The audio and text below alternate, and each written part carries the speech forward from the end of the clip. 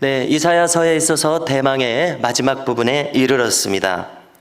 네, 이 마지막 부분을 한마디로 요약을 하면은요, 하나님께서는 장차 유대인이 아니라 이방인을 선교사로 보내실 것이고 또 이방인을 제사장으로 사용하실 것이다 라는 것입니다. 이것은 대단히 파격적인 것입니다. 왜냐하면 이스라엘 백성들은 선민으로 스스로 자처하고 있었는데요, 이 이스라엘 백성들에게 이와 같은 하나님의 비전은 너무나도 깜짝 놀랄 만한 비전인 것입니다.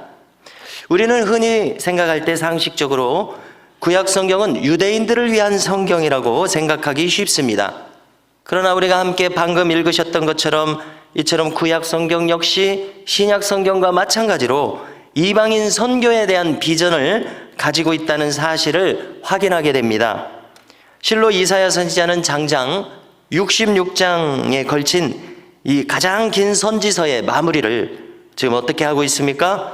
하나님의 신앙이 전파되는 데 있어서 이방인 선교사와 이방인 제사장, 이방인 레위인에 의해서 전파될 것이다 이렇게 밝히고 있는 것이 대단히 중요하게 다가옵니다. 자, 이 66장의 마지막 구절들 또한 심판하는, 심판받는 사람들 그리고 순종하는 자들 이렇게 두 부류로 대비되고 있습니다. 먼저 하나님의 심판의 메시지를 먼저 보시겠는데요, 15절을 보십시오. 15절의 내용을 보면은 마치 엘리야 선지자가 승천할 때 그가 이제 그를 둘러쌌던 엘리야 선지자의 불병거를 떠올리게 합니다. 그런 죽음을 보지 않고 승천하지 않았습니까? 우리가 만일 열왕기하 2장 11절을 찾아본다면요, 엘리야 선지자는 엘리사 선지자 앞에서 불말과 불병거가 둘러싼 가운데 회오리바람에 들려서 승천을 하게 됩니다. 이 불말과 불병거는 하나님의 임재를 나타내고 있습니다. 자, 그런데 여기 25절을 보니까 여호와께서 불수레에 둘러싸여 강림하십니다. 회오리바람을 타고 강림하십니다. 자, 하나님께서 이렇게 강림하시는 모습은 심판하시는 하나님으로서 오시는 모습인 것입니다.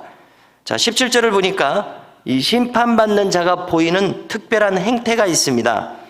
자, 그는 나름대로 정결함을 구하는 자로 나타나는데요, 그 이제 이어지는 하반절을 보니까 그가 정결함을 구한다고 구하는 방법이 우상 숭배적인 방법이었습니다. 즉 돼지고기와 쥐를 먹는 의식을 행합니다. 이것은 우상 숭배를 행할 때 행하는 의식이었던 겁니다. 한마디로 그들이 정결함을 구한다고 표방을 하지만은 종교 혼합주의자들이었던 것입니다. 이런 사람들에 대해서 하나님이 심판을 하시는데요, 자, 우리가 남북 이스라엘 사람들이 멸망하는 데 있어서 성경을 읽다가 충격적인 부분이 어떤 부분이냐면요, 바로 그들이 혼합주의를 가졌다는 것입니다. 그들은 어떻게 말했습니까? 그들의 논리의 핵심은 여기 이 바알이 곧 여호와다 이렇게 말했던 것입니다. 다산과 풍요를 주었던 이 가나안 토착신 바알이 곧 하나님이다 라는 그런 논리를 펼쳤던 것인데요, 수많은 이스라엘 백성들이 그 논리를 따라갔던 것입니다. 그러니 어찌 하나님의 심판을 피하겠습니까? 자, 문제는 이것을 우리에게 대입할 때에 오늘날도 많은 크리스찬들이 스스로 종교 혼합주의를 가지고 살아간다는 것입니다. 인간의 영혼을 멸망시키는 이 종교 혼합주의, 입술로는 하나님을 섬긴다고 말하고 예배에 참석합니다. 그러나 그들의 실제 생활은 물질을 신으로 섬기고 그 밖에 다른 것들을 신으로 섬기면서 이것이 하나님이다 이렇게 말하며 스스로 속고 있다는 것입니다. 그러므로 우리는 근신하여 정신을 차려야 할 텐데요, 우리가 가야 할 길은 분명합니다. 우리 마음의 중심으로 진실되고 순전하게 오직 하나님만을 섬기며 스스로 속지 않아야 할 줄로 믿습니다. 이제 18절 이하는 하나님께서 어떻게 영광 받으시겠다 하시는 하나님의 계획을 보여주고 있습니다. 실로 하나님께서는 이방인들까지 자기 백성으로 삼으셔가지고 그들을 전 세계의 선교사로 보내실 것이다 이런 계획을 가지십니다. 이방인들을 제사장으로 삼으시고 레위인으로 삼으실 것이다 말씀하신 것입니다. 자, 하나님께서 이방인 선교사를 보내시는 그 장소들이 19절에 나와 있습니다. 19절에 보시면 다시스라고 하는 것은 요나 선지자가 도망가려고 했던 것이죠. 오늘날의 스페인의 한 도시입니다. 뿔과 룻은 아프리카의 도시입니다. 두발은 흑해 남방에 있는 터키의 한 도시를 가리킵니다. 야와는 오늘날의 그리스를 가리키고 있습니다. 그 밖에 무섬과 무나라들까지 가게 될 것이고 거기서 하나님의 영광을 전파할 것이다, 이렇게 말씀하십니다. 여러분, 수많은 시간이 지나서 이 비전은 성취되었습니다. 그리고 우리나라 한국까지 이르렀습니다. 그래서 오늘 우리가 지금 이 시간 하나님의 존전에 나와서 하나님을 구하고 있는 것 아니겠습니까? 이 예언이, 이 비전이 성취되었습니다. 자, 이제 22절을 찾으셔서 함께 읽고자 하는데요. 22절을 함께 읽겠습니다. 내가 지을 새 하늘과 새 땅이 내 앞에 항상 있는 것 같이 너희 자손과 너희 이름이 항상 있으리라. 여호와의 말이니라. 아멘.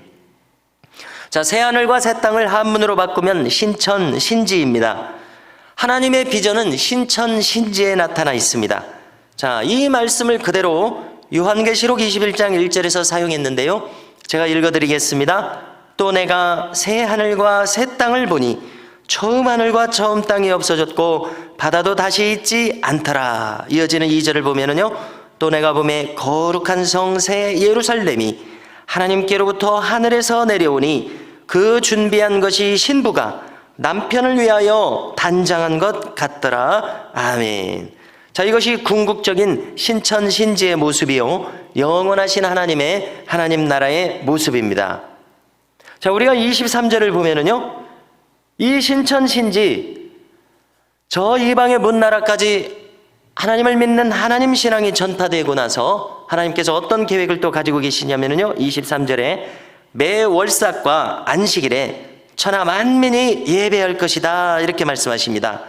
자, 월삭과 안식일을 성수하는 정신은 무슨 정신입니까? 첫 시간을 하나님께 드린다는 의미입니다. 자, 이것은 또 모든 면에서 이 헌신된 사람들이 그들의 삶의 우선순위를 하나님께 둔다고 하는 예배 정신을 나타내면서 살아간다는 것을 가리키고 있습니다. 자, 우리 이제 마지막 절 24절은 무엇을 떠올리게 하냐면요, 하나님의 영원하신 심판을 떠올리게 합니다. 역시 읽어드리는데요. 그들이 나가서 내게 패역한 자들의 시체들을 볼 것이라. 그 벌레가 죽지 아니하며 그 불이 꺼지지 아니하며 모든 혈육에게 가증함이 되리라. 아멘. 이렇게 말씀하고 있습니다. 자, 성도 여러분, 우리가 성경을 읽으면서 성경의 특별한 점은 어떤 부분입니까? 2중 3중으로 예언이 이루어진다는 것입니다. 오늘 이 이사야서 66장의 예언은 예수님께서 초림하심으로써 이루어졌습니다. 이렇게 2중으로 이루어지고요, 또 수천 년이 지나서 우리나라에게 복음이 전해지고 우리에게까지 복음이 전해지는 3중으로 예언이 이루어지고 있는 것입니다. 더 나아가서 장차 주님 오시는 날 신천 신지가 이루어질 때 거듭 이 예언이 온전하게 성취되는 것입니다. 여러분, 주님 오시는 그날까지, 때로는 우리 개인의 종말을 맞아서 저 천성에 이르는 그날까지 우리의 중심된 마음으로 진실되게 하나님께 예배하며 살아가시는 이사야 선지자의 비전을 성취하며 또 주님 오시는 그날, 이것을 온전히 이루는 그날까지 성취하며 살아가시는 저와 우리 모든 교우들이 되시기를 주님의 이름으로 축원합니다.